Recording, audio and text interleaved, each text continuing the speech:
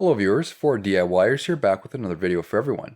In this video here I'll be showing you the potential causes for an OBD2 P3400 code on a second generation Honda Pilot. For this I'm working with a 2011 model equipped with the 3.5 liter V6, but a similar procedure may also apply to other models equipped with the same engine, such as the Ridgeline and Odyssey. This will obviously trigger a check engine light. The P3400 code means valve pause system VPS stuck off, and this would be on bank 1 of the engine. This error will deactivate the eco mode, potentially cause the engine to only run on 3 cylinders, reducing performance, and you may notice a difference in fuel economy. This may also make the engine shudder under acceleration. The two first areas to check is relating to your engine oil. First is checking the oil level. Low oil level will cause a fault, and it can simply be fixed by bringing your engine oil up to the right oil level. The level reading on the dipstick should be between the minimum and maximum lines.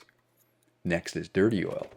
When was the last time you did an oil and filter change, and is your vehicle due for an oil change?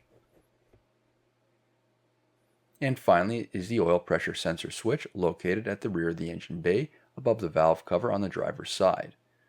There is also one on the opposite corner of the engine, however that triggers a different code.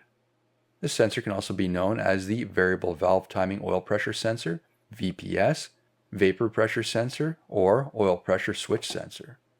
This is a fairly easy replacement and can be done in under 30 minutes with minimal tools. You'll need a standard screwdriver, 24mm deep socket with a ratchet, new sensor, and maybe an O-ring. I do have more in-depth videos on the engine oil and filter replacement, as well as the oil pressure sensor replacement. I'll include those in the video description.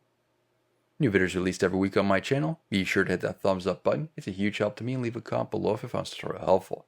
If you're not a subscriber, be sure to also hit that subscribe button. Thank you for watching.